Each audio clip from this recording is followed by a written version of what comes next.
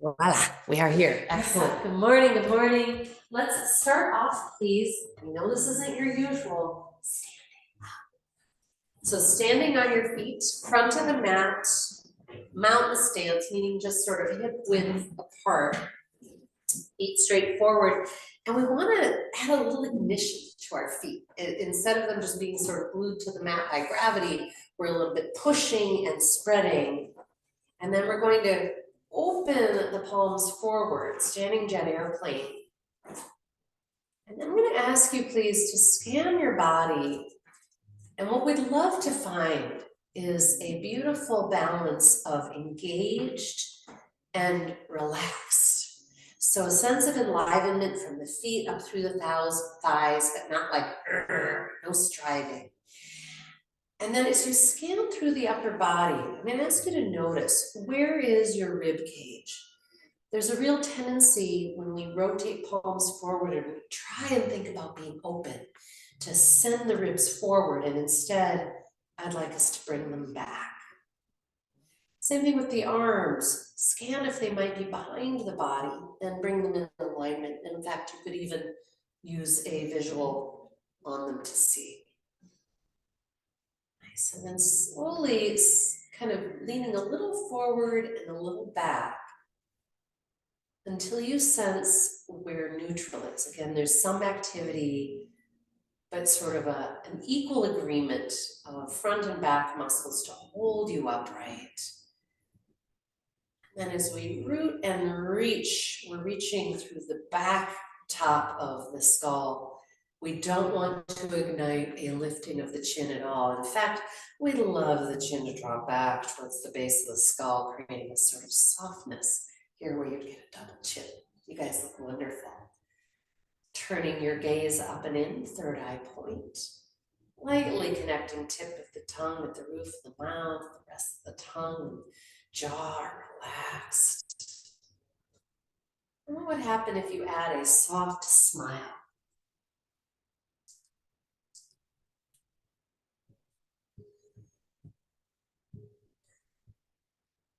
Tuning in, breath watching. I hope you can witness the breath wave affecting your body. So my inhale wave expands into my sides of my ribs, and actually I feel my arms get sort of flown out a little bit.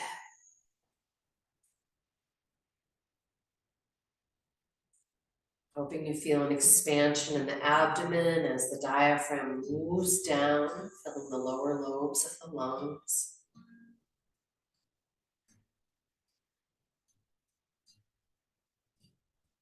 And adding a soft smile that just affirms I am whole, I am well, I am safe. And so as we move into our practice and we're adding muscular engagement and effort, we're doing it from a place, again, non-striving and scanning for unnecessary attention,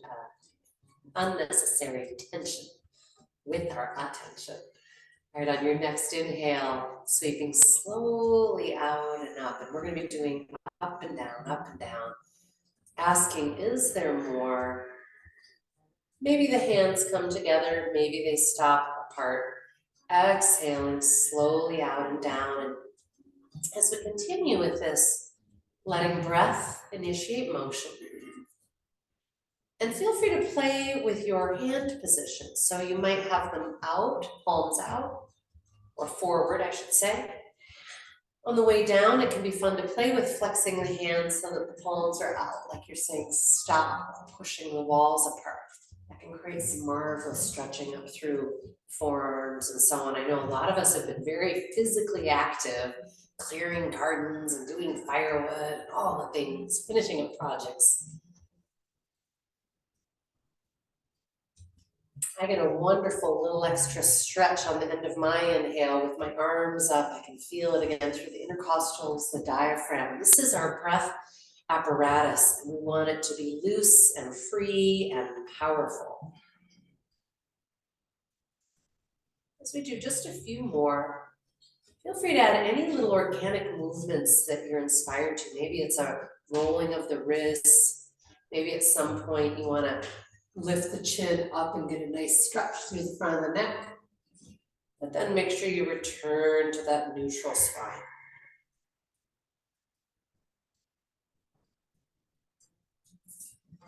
Have you remembered your feet? Are you working into the floor? Can you engage your perineum or pelvic floor? Is there more? And we'll do one more long inhale.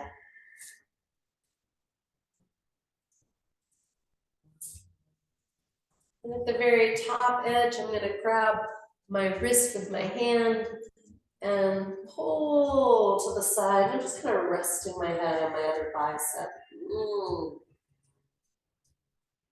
Switching, exploring. If you want to take more time on one side, go for it.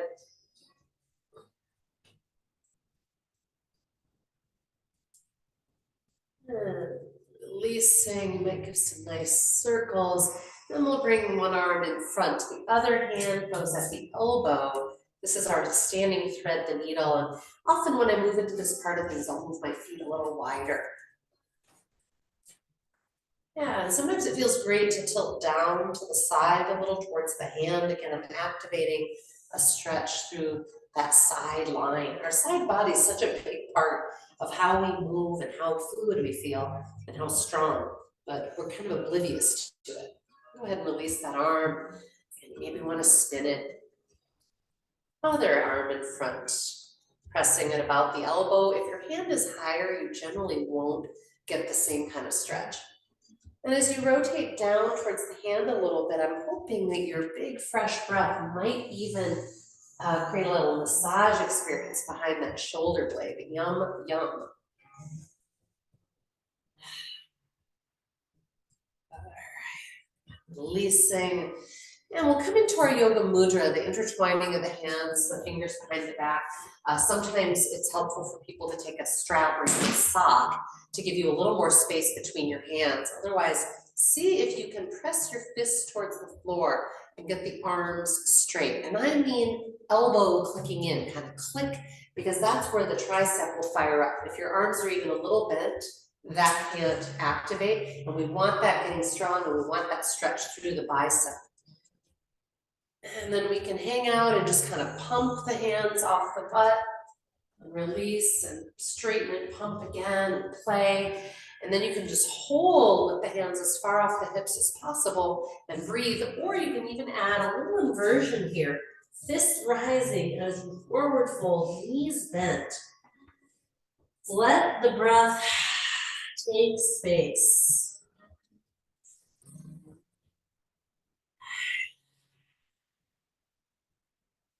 You might rotate a little right and left. I'm going to just release those arms towards the floor, all of us. I'm going to bring those hands up the shin bones, inhaling, extend halfway up. Exhaling, step back to your bear pose. So feet are wide, hands are wide. Knees bend deeply as we wiggle those hips up and back. And a few breaths here, getting used to leaning upside down. See if you can rotate the shoulder heads away from the ears. Let the head go with gravity, let your cheeks get soft.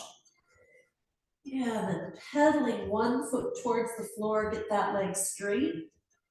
And then pedal the other. And you'll notice it takes you a little side to side, right? So there's a nice stretch along the outside of the kind of shoulder, armpit, lat connection. Anybody notice that one calf is a lot tighter? Me too.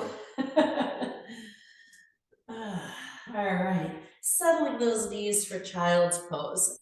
Knees are wide, feet come together. Arms might stay forward and active.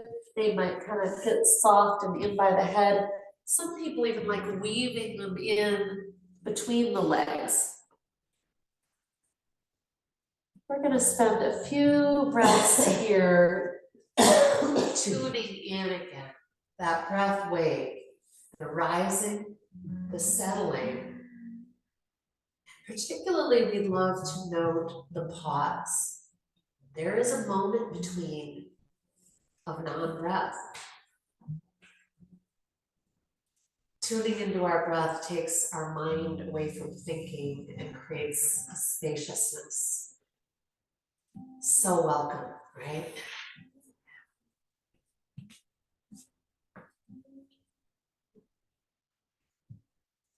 I feel like in that spaciousness, we can better hear what the body needs, but also the heart and our spirit and so on. All right, walking the hands forward now. Keep the tailbone as far back towards the heels as you can. Walk the hands as far forward as you can, and then come up on the tips of the fingertips. So I think of it as like a little spider hand. Yeah. Still resting on the forehead if you can. But as we breathe here, and you go to get that last big greedy bit of inhale, you might feel inspired to lift the head and chest a little bit. I often do. And on the exhale, returning with gravity. Let's do that a couple more times. Asking of the breath, is there more?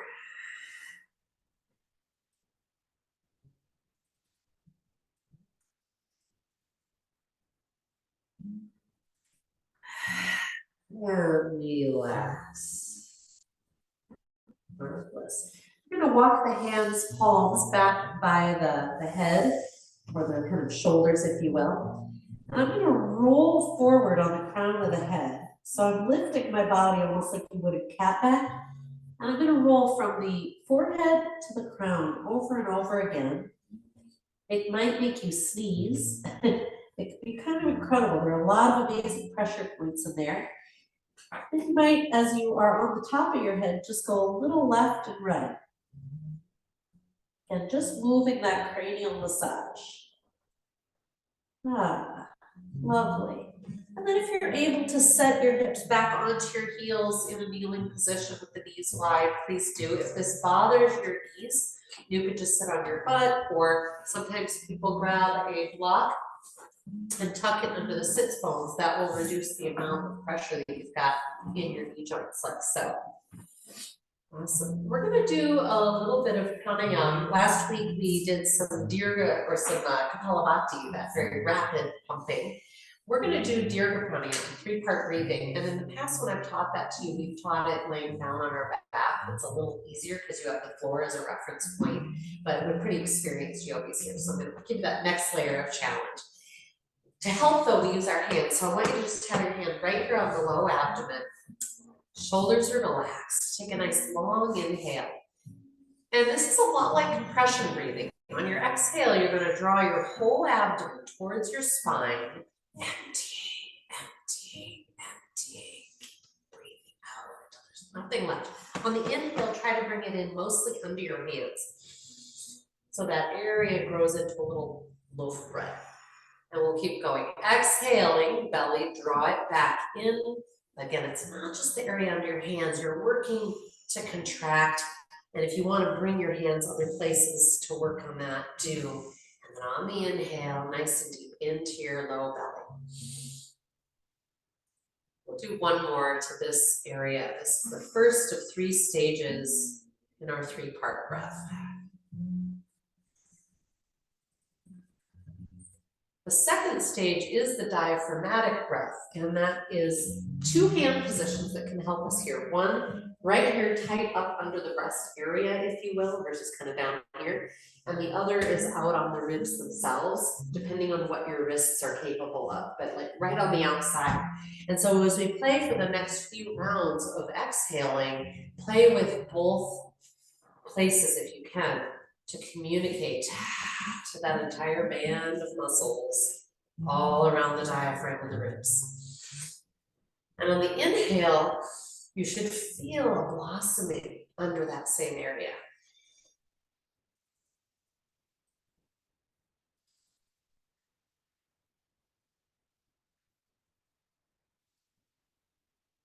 Again, please note if you maybe have the habit of tilting the tailbone back and the ribs forward in order to feel open or deep breath. Resist that temptation. Tuck the tailbone a little bit, add perineum, and draw those ribs back. We'll go up to that third stage, the clavicle breath, and you've got your palms right on your chest with your fingers right at the base of the throat in that soft space. And this is the more subtle of all three. On your exhale, again, think about pressing out through the whole abdominal area, including maybe having a little elephant sitting on your chest. Empty, empty, empty. On the inhale, filling, think about a bucket that's empty. And you're just kind of breathing in and dumping more breath in until it overflows into the area under your touch. So one of the great challenges of this upper area is that people have a tendency to shrug or lift the shoulders to fill the area. And that's one of the reasons it's easier to learn laying down. But I'm hoping while we do this, because we're going to string it together in 3 parts all in one breath, I'm hoping if you can picture filling that bucket, that will help. So you don't think about filling this upper area. You think about filling the lower area, the lower area, the lower, you keep dumping it in and then hopefully it overflows, right?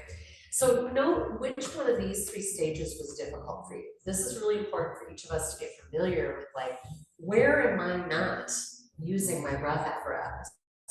Because this matters a lot, especially matters if you get sick. It also matters if you're doing anything athletic. We want all of this working for us, all right? If you tend towards asthma, all these reasons, we want to be really breathing well. So your choice, you can either just keep your hand on the one area that you want more attention, or you can move through the 3 stages if you like, all right? So a warning, the inhale goes faster than you'll think to do all 3 stages in one. As you're ready, nice regular little sip in. Exhale, empty out. Empty, empty, empty. And then filling, think about filling the bottom of the bucket, feel that low belly expand, then that mid diaphragmatic area, keep filling until you sense that overflow up into the clavicle area. And again, your breath timing will be different than anyone next to you or my verbiage.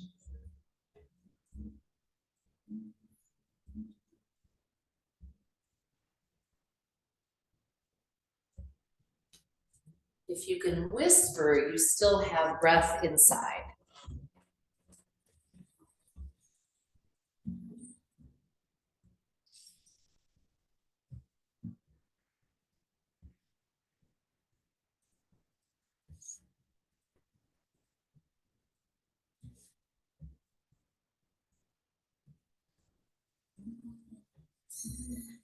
Sometimes, keep going please, when people have been dealing with long periods of stress or depression or anxiety, they might have gotten to a place where they pretty much only chest breathe.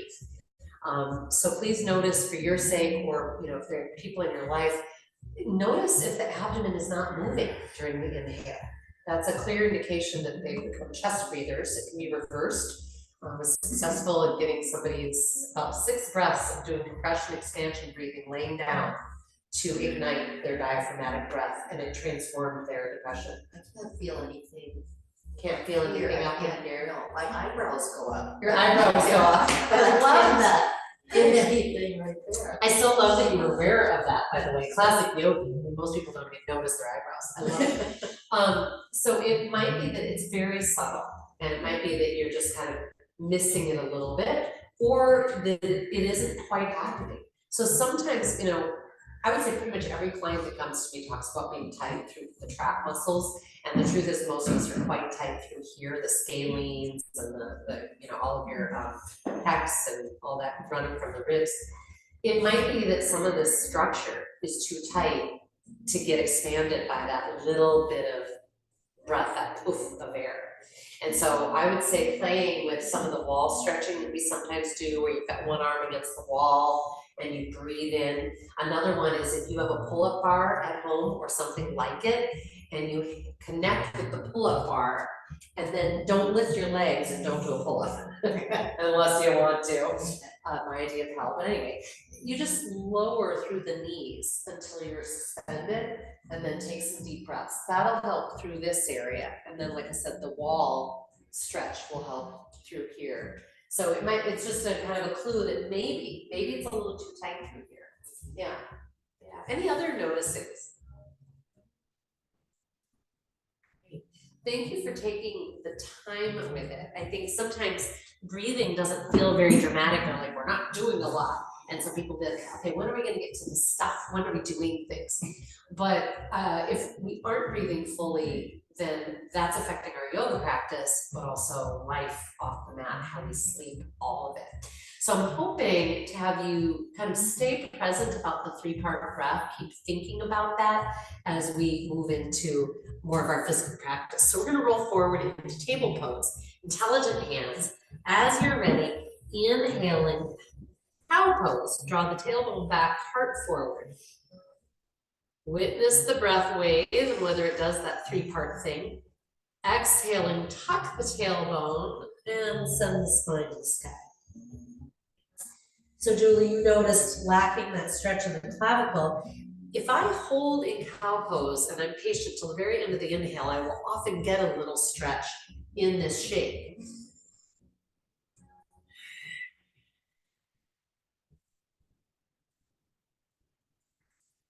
One more like this.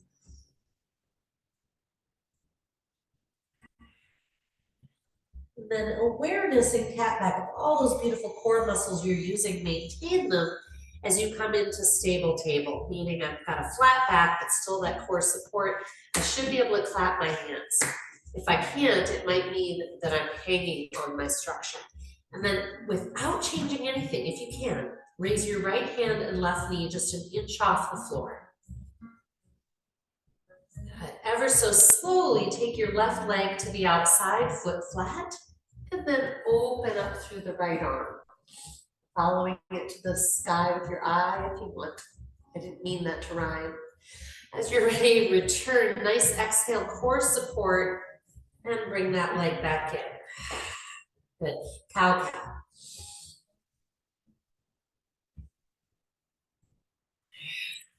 Stable table.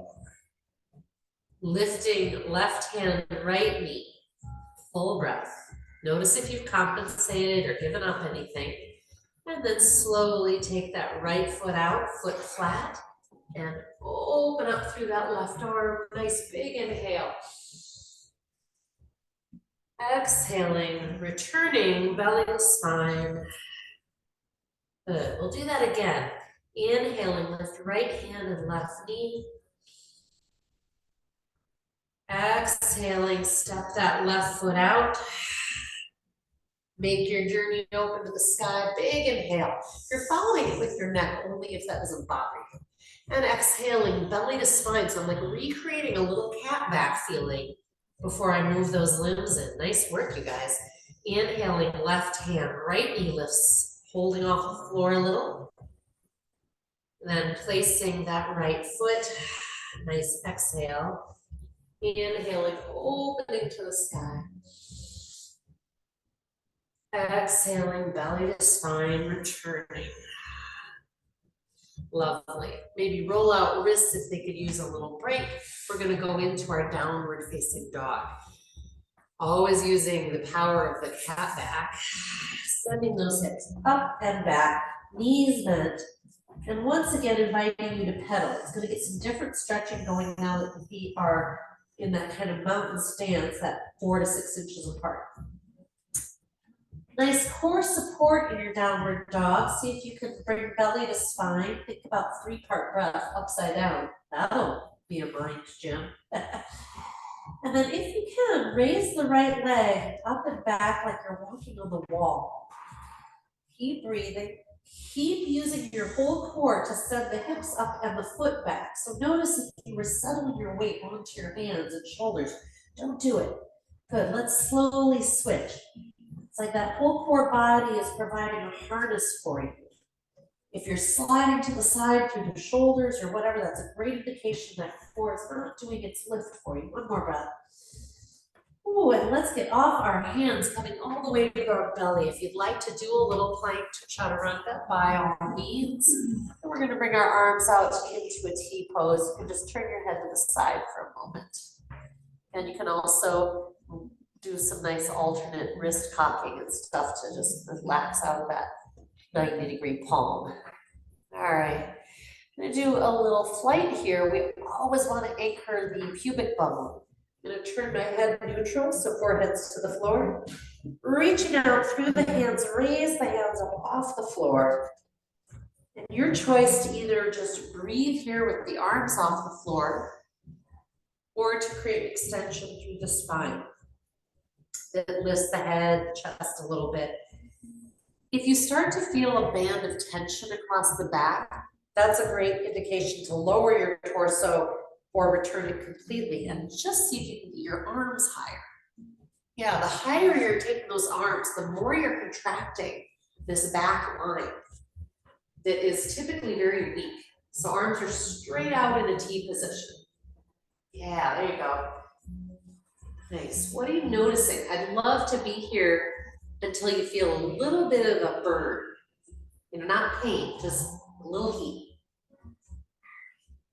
One more long inhale, invitation to take the whole body in flight, and then slowly bring those arms forward in Superman, palms facing each other. And release. Turn your head the other way, and you might want to rock the hips or windshield wiper the low leg.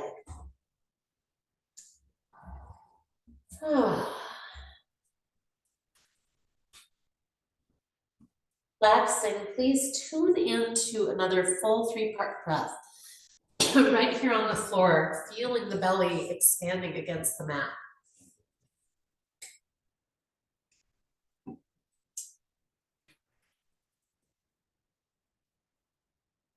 All right, I'm gonna come into our forearm plank. Yeah, so active poses like this that use the core are sometimes hard to get full breath into, but we're experienced yogis here, right? We just practiced 3-part breathing, we can do this. Shoulder heads down, neck soft. You might choose to be on knees, especially if your low back ever bothers you in this pose. Otherwise, if you want to come onto feet, prioritize thigh bones pushing to the sky and squeezing inward.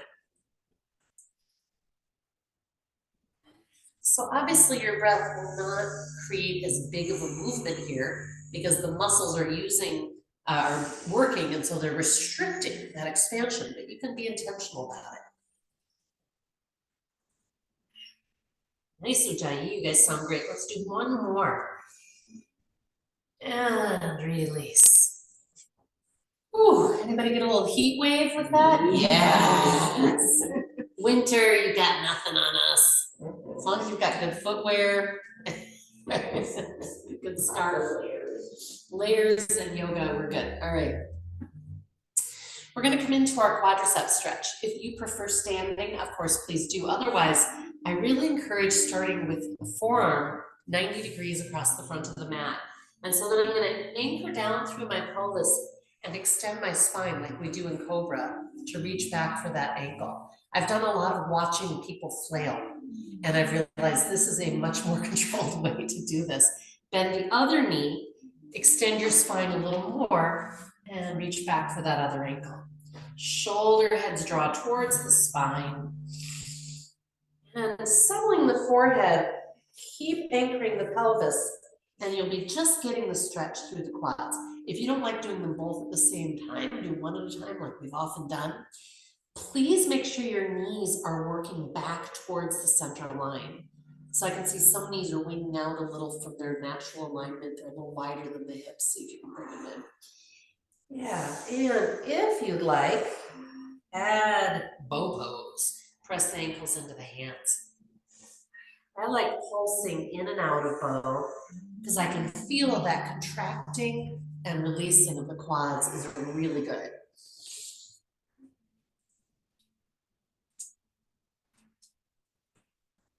And if you ever feel low back pressure, then make sure you're really tucking the pubic bone and that the knees are straight back. And release, press back to your child's pose. Yeah, and once there, it might feel good to kind of wiggle around. Oh, send the hips a little right and left. Yeah, lots of options here.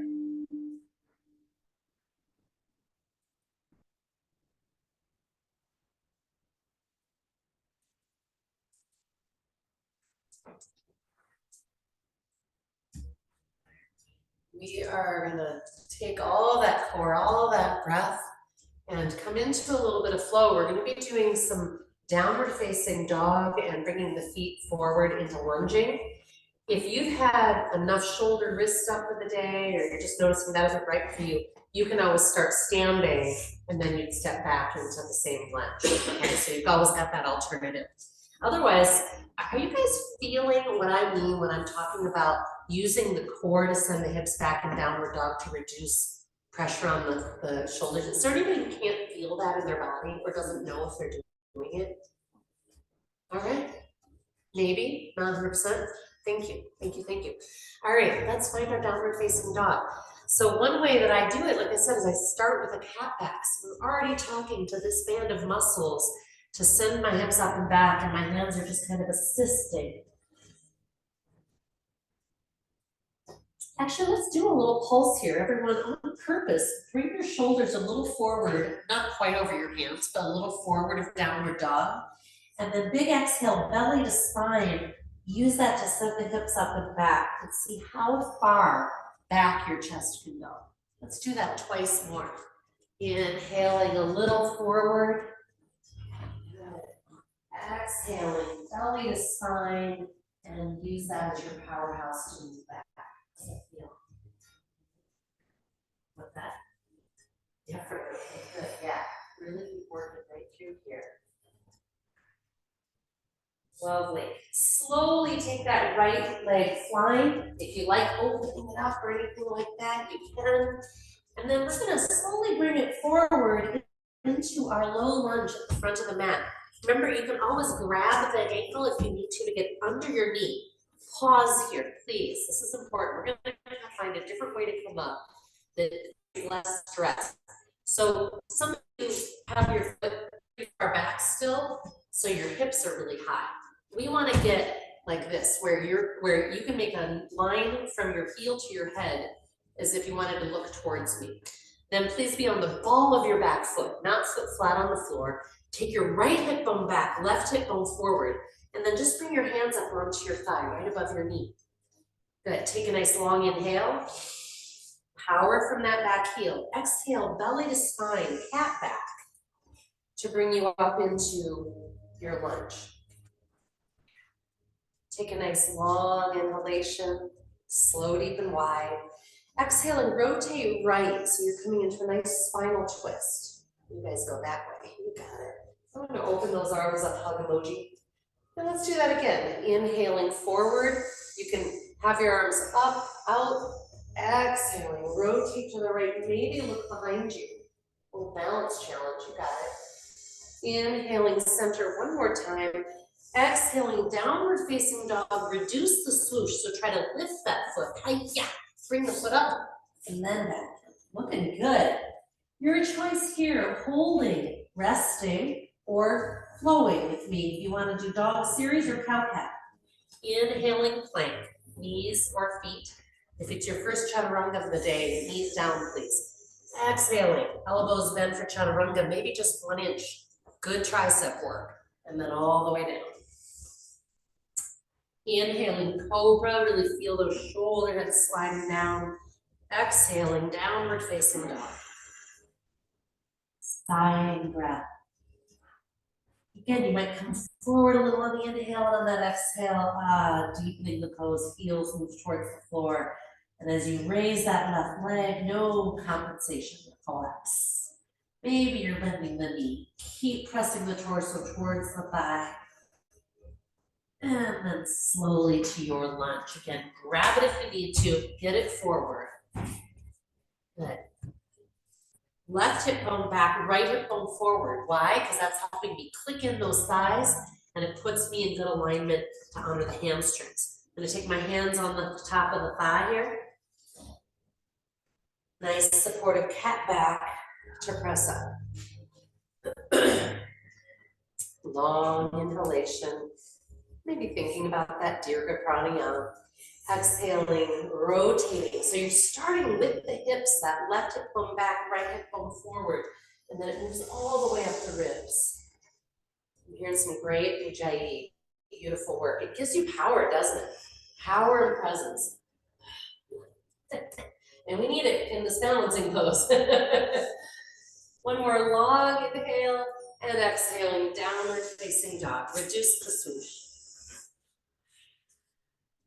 And option to rest, hold, or flow. If you want a little extra heat up that's kind of fun, hang out here in downward dog and hop with me.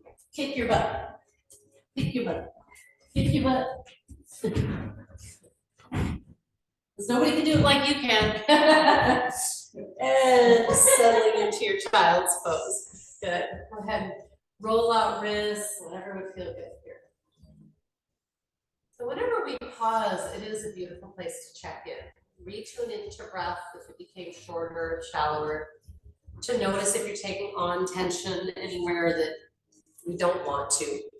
Jaw, neck.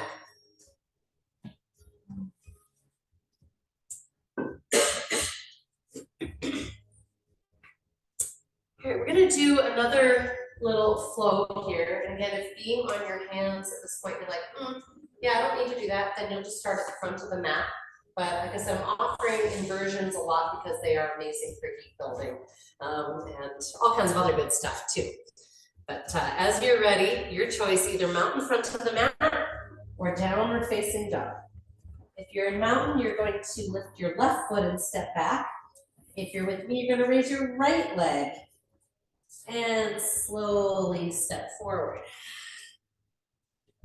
And steering those hip bones, left hip bone forward, hands on thigh if you like. In general, this is safe for the back and for the hamstrings, part of why I do it. Nice long inhale here. You can always add back bends, different arm movements. We're gonna go into jet airplane. So I wanna be really strong from that back heel all the way through the leg as I hinge. And you can, just go a little bit. You don't have to go parallel with the floor. But everybody, think about sliding those shoulders down. Pulse with breath. And you can either keep pulling that or for these last couple of breaths, alternatingly reach one arm forward and one arm back. Last inhale, reach both arms all the way forward beyond the head if you want. Exhale and release the hands. Listen. We're going to rotate the feet into our straddle, forward fold. Go ahead and bend the knees and pump the butt towards the floor and then straight. We don't care if they ever get straight. I'm just asking you to do a little synovial fluid dance here. All right. And because you guys were all, I think, joining me in the downward dog version, we're just going to keep rotating. Go ahead and rotate to the back of your mat. And step back. So your hands are now at the back of the mat. You got it. I'm going to invite you to do some spinal pumping. You could go to cow-cat. You could also do knees down version of up dog, down dog, or on your feet. So on your feet, you would simply flow forward, heels pressing back, heart flowing forward. Belly takes you back. And you might be doing cow-cat. You might be enjoying the best child's pose you've ever had in your life. It feels good after a lot of doing. All right, downward facing dog, left leg flying. Hi guys, I can see you. Love it. Nice core support. Create room for that knee. Bring that foot forward. Left hip bone back, right hip bone forward. One thing you can do is check your own hips. If you look underneath you or to your left, can you see your left butt swing out to the left? That means you are not in alignment. Use the hands on the thighs. Come on up. Get stable, check in. Remember that back knee can be bent a little if that feels better. And when you're ready, jet airplane arms, make your hinge. Think about peeling the shoulders down the back, drawing that crown of the head forward. Palms facing the floor or forward, however you want to think of it. Yeah, just because that'll broaden us through the front. Okay, good. Knowing you're just going to hold for a couple more breaths, do you want to add the arms, reaching one forward, one back? At some point, you want to reach them both forward. You guys are awesome. You're making this look peaceful, which is in integrity. I love it. And release, rotate into your straddle. Yeah. And whatever you want here. I'm gonna do a little side to side. And my IT bands are gonna thank me for it.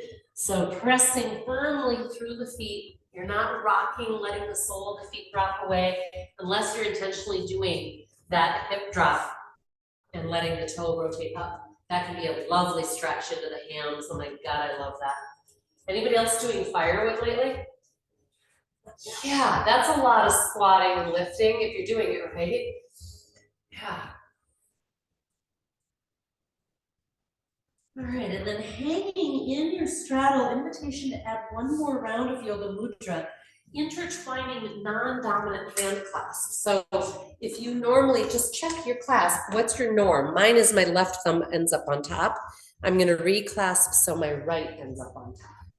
Yeah, and then getting those arms to activate and get straight. Good, keep pressing into my touch. And just see if it can pulse. Maybe bring them back towards the hips and away. Ooh. And release. All right, we're heading for a little dessert. However you want to get there, come on down to the floor. I'm gonna grab a few little props here because we're doing our bra strap exercise. This is really a restorative kind of resolution for the body, I think, to help it refind neutral. But the challenge is we've historically, been taught we do this by putting a block under the rib cage, and we want it like down below the blades. You don't want the blades to be sitting on the object. The problem is for most of us, if you actually are using a block, even a soft one like this, it's quite high up off the floor, and it can make me feel like congested and like right through here. So that's where you want like a blanket or even your sweater or something to tuck under your head. Alternatively, you can use a softer, lower object in the first place, like this little bean bag or rolling up this blanket. So I am here and happy to be a runner. Anybody thinking, I like the bean bag idea? It is kind of a favorite. I only have one of these. Somebody gave me this, I don't even know. Yeah. And 2 cards. Let's do this.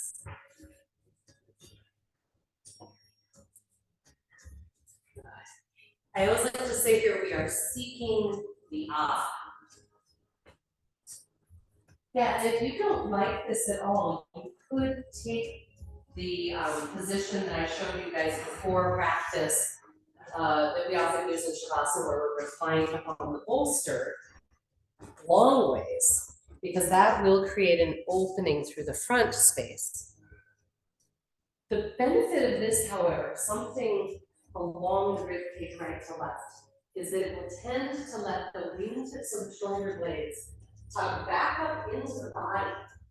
And that is the only way that trapezius muscle can let go.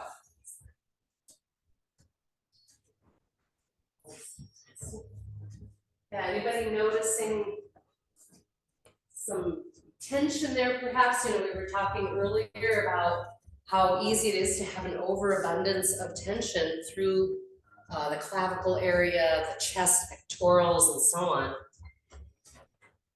Over the years, as I've done shoulder presses on people, I've actually had like people's shoulders like go crack and clunk, like something just let go in a good way. Yeah, it can be pretty powerful. So a little add-on we can do here as we are in this position, like I said, the wingtip of the shoulder blade is in towards the body. The trapezius muscle is soft, inviting you to reach up and touch your own, either crossing your hand over or using the same hand. And often I'll just take my thumb and kind of hook it onto the trap muscle up there and kind of squeeze it, sort of, skin roll it. What do you think? Does that feel good? I often say it's, great when you can figure out how to give yourself massage more regularly. I mean, yes, we still love to have other people do it for us, but yeah. So then we'll also add arm movement, taking one arm at a time towards the ceiling and then behind you And you want your palm facing the center line, thumb towards the floor. And you're gonna pump away and towards you and away and towards the ear. So I'm just making a journey, letting the shoulder blade move, all right? Because it can get stuck. Literally, when I'm massaging people, sometimes I go to move their blade and there's no movement. And those are the people who have intense neck pain or tension. So they are connected in ways that we don't think about. Of course, we want to explore the other side. And feel free to let your head roam.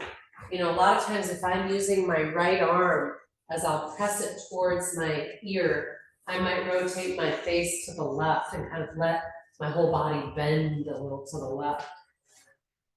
We started with this stretch at the beginning of practice. And so hopefully you're already aware, like, what do I have going on in there? Is that an area of concern or overabundance of tension? I love when I look out and everybody's got a little different thing going on, really tuning into your body. Yes, that's yoga. Cultivating wholeness, body, mind, spirit, just being right here. When you feel complete, please roll a little to the side. You don't want to lift your head directly up. You want to kind of rotate, roll off, move the object, and please take a moment just lying flat and noticing. Maybe you want to roll your head side to side again here.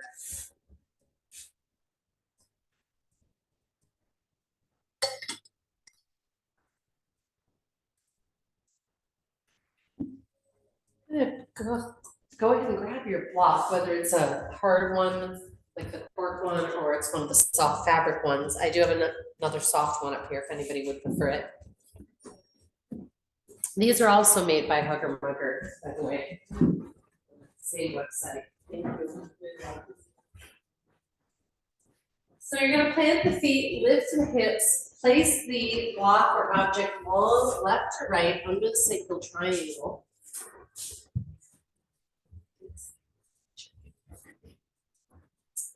And I'm going to invite you to please take a few breaths with the feet still planted. In other words, don't drape your body long in. Take a few moments here, just letting the low back settle towards the floor. Because again, I always feel like I should iterate, the block is not in the low back at all. You're not arching over the object. You're actually pressing the hips up and letting the low back settle. Lovely little tractioning for the low spine that can take on so much pressure, just even, you know, with gravity, right? A big part of yoga is helping our body defy the effects of gravity, to continue to strengthen all of the parts of us that help us root and reach and retain space in the vertebrae and all of that. And if it feels appropriate, you can do the draping of the body, letting the legs be long. When you do that, if you feel a little bit of a pelvic dump, that your pubic bone's kind of going down and forward, then just move your object a little bit lower until you feel that it just is supporting you right at your kind of fulcrum. This invites a marvelous stretch through the psoas muscle, and a lot of people will feel it through the diaphragm as well as the stretch you just did under the bra strap. So really this whole front line, which can become so tight, is being given a chance to open and receive breath.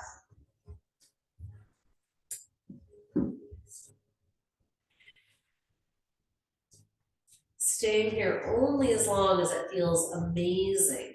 And then when you come off your object of support, I'm going to have everyone place it between the thighs. And I want you to just do 3 kind of slow but vigorous squeezes inward. Take your time.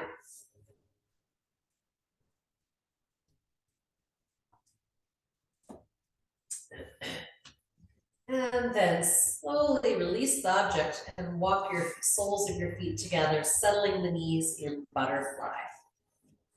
And I often will, when I'm spending any time on my back, I will weave my shoulder blades in towards the spine so that I don't feel any pressure of the spine against the floor. Basically, it makes a beautiful little tunnel for the cervical spine. And then we're going to raise the hips just an inch or 2 or 3, keeping the knees wide, the breath slow and deep. You might choose to reconnect to Dirga Pranayama, 3-part breathing.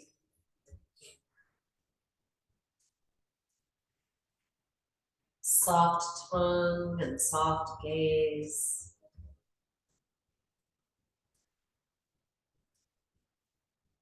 This pelvic floor strengthening that can come with this pose and all that kind of inner thigh, deep groin, glute, so helpful for our balance and our core strength.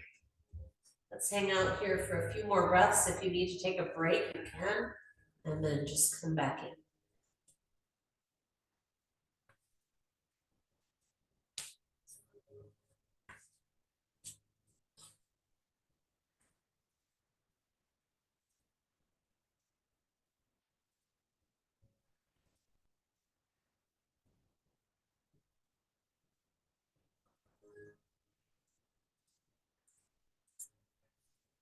Good. Coming slowly down with the hips, let the knees remain wide and let them settle again. Yeah, and then whenever you feel complete, you'll straighten the legs, maybe a little wider than normal. We're going to come into abdominal pumping. So you're gathering a long inhale, exhaling empty. Hold out and begin. Draw the belly in and push it out until you need to breathe. And as you're doing this, you can add vigor, you can add speed, you can slow it down. One of my favorite things is to, again, you'll do a couple more rounds, but is to hold the breath out and then draw the belly in and then draw it in a little more and think about drawing it up. Like I want to bring it in up under the ribs. And often that will bring a cough, which a couple of people have already had because you might get a stretch. And all through this lung space that's so hard to access. Pretty cool. Figure out how to massage ourselves from the inside. And this abdominal massage, so good. Yeah, flushing all of your internal organs, fresh blood. Okay, we're going to take this into a little inversion. This is our bridge pose. And I'm going to invite you to hold in bridge for maybe a half a dozen breaths. If that feels like too much, sometimes people get neck pressure or something funky. Obviously, come out. Otherwise, feet parallel. If you want the block between the thighs, raise the hips. Once you are up, perhaps you reignite Yoga Mudra. If you're doing that, think about pressing your fists towards the heels and your pinkies towards the floor. Yeah. Really ignite down towards the pinkies and see if you can get those arms through.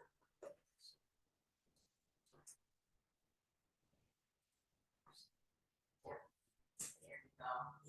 Yeah. Nice. Breathing. Think about raising the ribs up away from the upper arms. And then bring breath into that. If you're feeling neck pressure, tilt your chin up and back a little bit. Notice if you want to do 1, 2, or 3 more breaths, or if you're like, that was perfect, come on down. You might bring the knees to belly.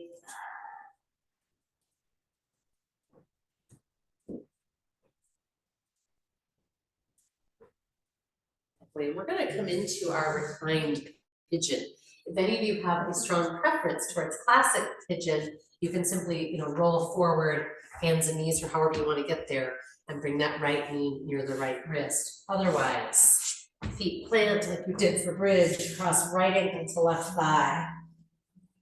Raise the left leg if you can, and hug that right knee tightly, and then send it towards the left edge of the mat, or really you're just sending it towards the center line of your body. So it's a very subtle adjustment. Sometimes I'll use my left hand on the foot, in this case, the right foot, and kind of keep playing with my angle. So pulsing a little left and right, but also letting the knee go a little and bringing the foot closer, and so on.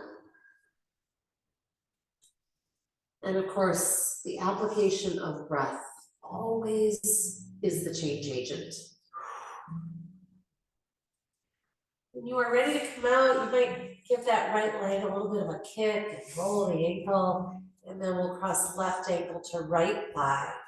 Heels flexed for knee protection. Raise the right leg if you can. Hug the left knee tightly. When we're in the hugging mode, this is a place where a lot of people might rotate their shoulders forward or up. Instead, activate down and back. Breathing and exploring. Is this side different?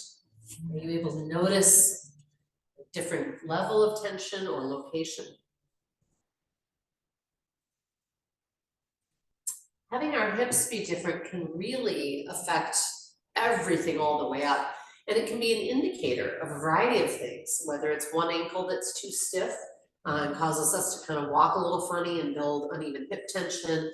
If one foot is rotating out more than another, that's usually about the hip, not the foot. So there's a lot we can learn when we scan our bodies the way we do in yoga.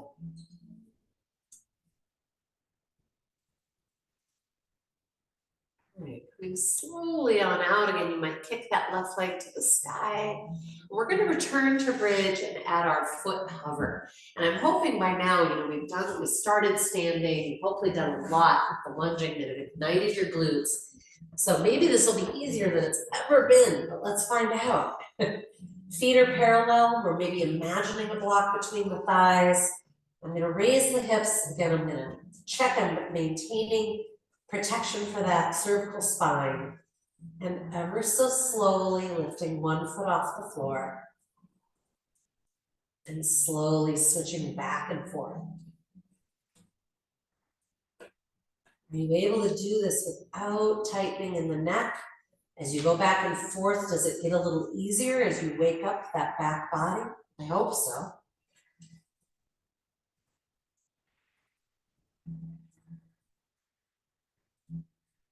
And slowly release. I'm gonna have everyone grab the block again, put it between the thighs again.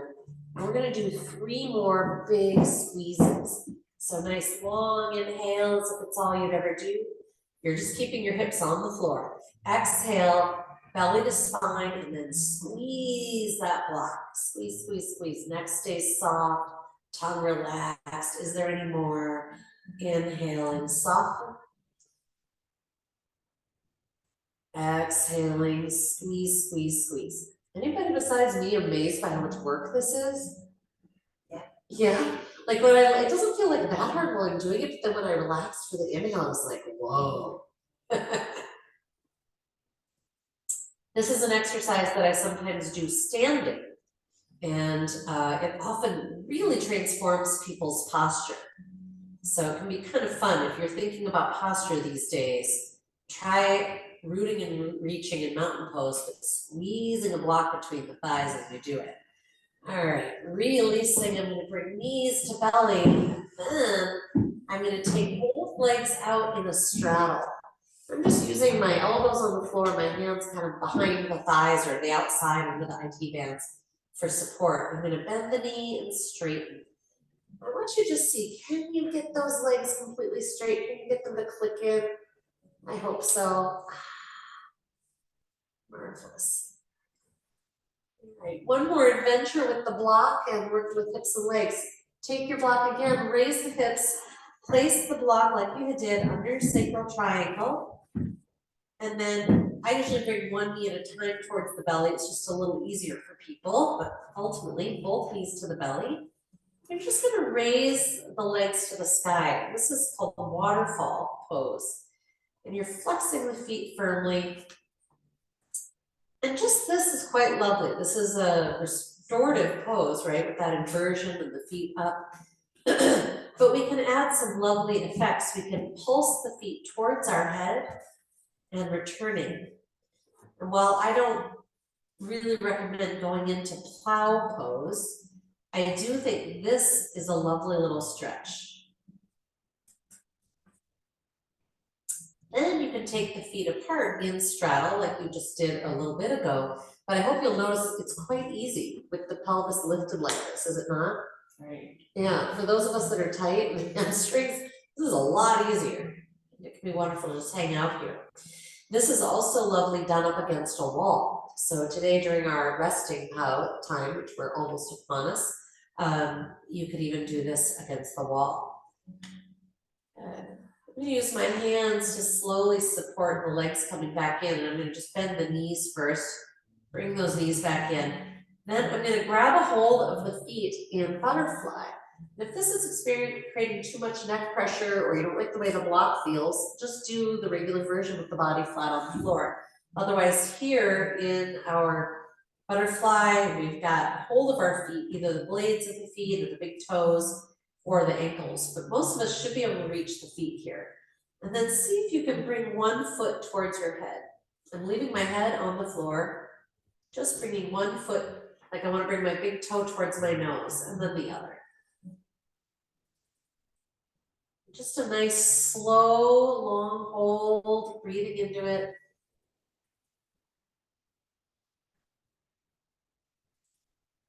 Then I'm going to plant my feet on the floor, raise the hips, remove the block. Then we're going to do one last lovely little pose, spinal twisting. Give yourself any little love ups that your body might be asking for. Then with my knees connected, I'm going to take them to the left, feet flexed. I'm going to use my hand to kind of root or plant on the top, so that as I rotate my right arm open and behind me, I've got a foundation of the lower body. Yeah, and while I'm here, I'm going to play with rotating the world's largest doorknob.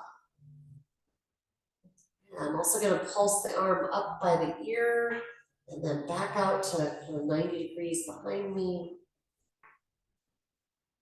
And I'm going to breathe. That's right. I knew there was something else we do here.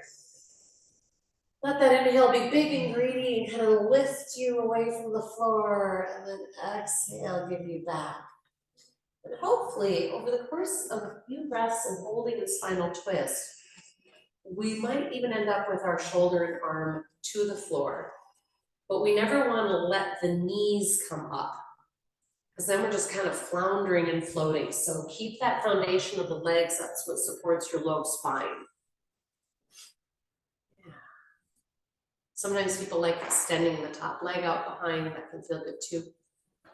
Out behind, I mean out in front. Yeah, when you feel ready, you'll create it on the other side. And again, deeply curious, is this any different? If so, how? What's going on? Can I follow that difference with my awareness? What's that? Little giggle fest. Excellent.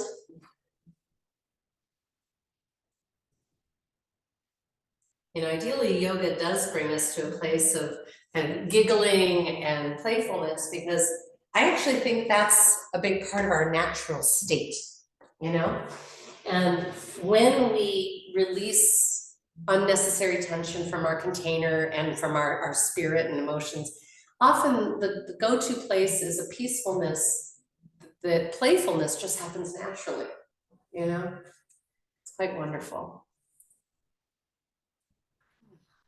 So from here then, taking your time, all the breaths you need, you'll select a shape that feels comfortable, where you can really let the body settle. Maybe it's in embryo pose, maybe it's returning to child's pose again, maybe it's legs up the wall, or if you're at home, you could put the lower leg on a couch or an ottoman, for example.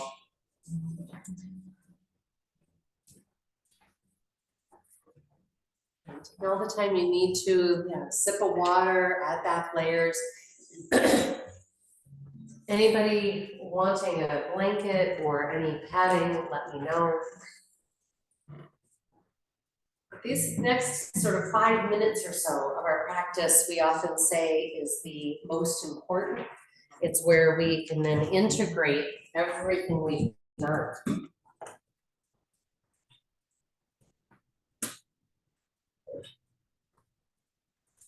And actually, I would rephrase that, we can let our body integrate. Because it's not the us, it's not the ego that does it. It's actually just coming into a place of quiet, maybe paying attention to our breath, letting gravity have us. So once you find your position, you might wiggle around, you might rotate your head a little bit. You might use a few sighing breaths to communicate with your nervous system. There's nothing to know, do, or accomplish. I am whole, I am well, I am safe.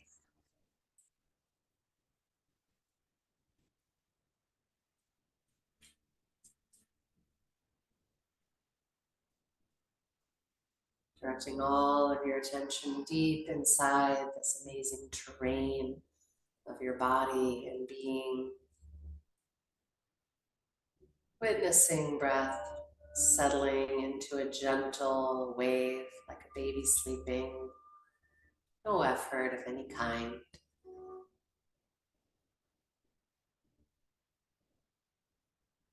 Following breath, you might notice where fabric is moving against your skin.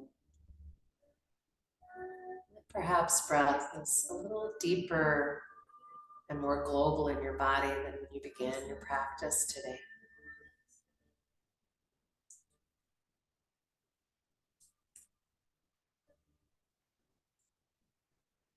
Each exhale, the body is growing heavier, sinking with gravity down and down and down.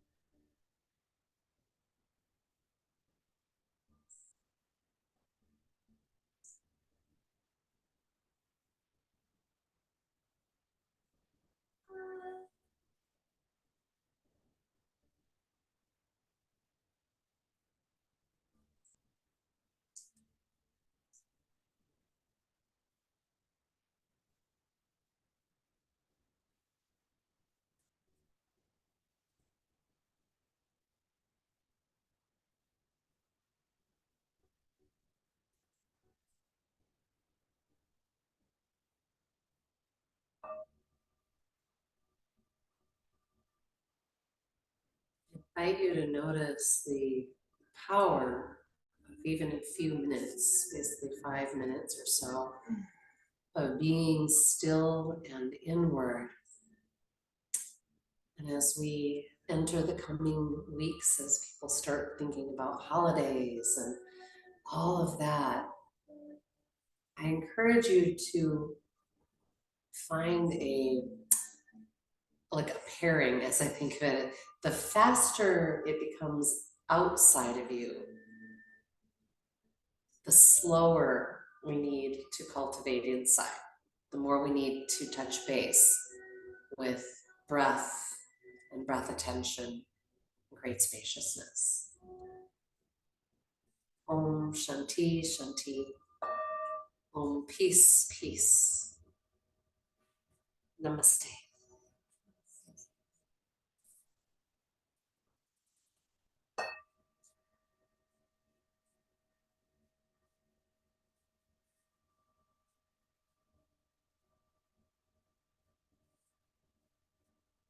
It's great the other day, or really this whole weekend, it was so beautiful. And I was doing 1,000 things, outside. And, the list was quite long. And it was quite wonderful how I found a way to do it and have it be just beautiful and fun. And it was really the beauty of the day that taught me. So I'd be like on my way to the firewood hut to, grab the trowel to go, dig out the plants. I was like, hear the leaves rustling and the light. I would just stop and look and let my eyes take in the landscape. Take a breath, and then out I'd go to the wood hut, but it made it fun. It made it a grand adventure, which the majority of what we choose in our life, we are choosing and is good, right? I mean, obviously there are whole periods of time where there's crisis and loss, and I think we've all had our own versions of that. So let us recognize that that is not where, hopefully, we live most of the time.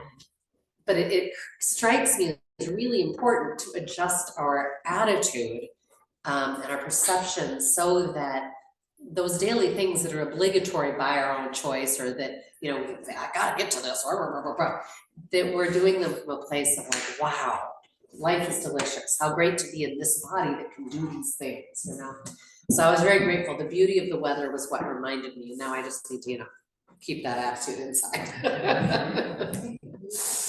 Yeah.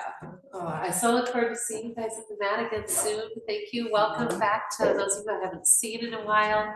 I know it truly is a shift of the season. We're gonna have a great winter. Talk to you soon.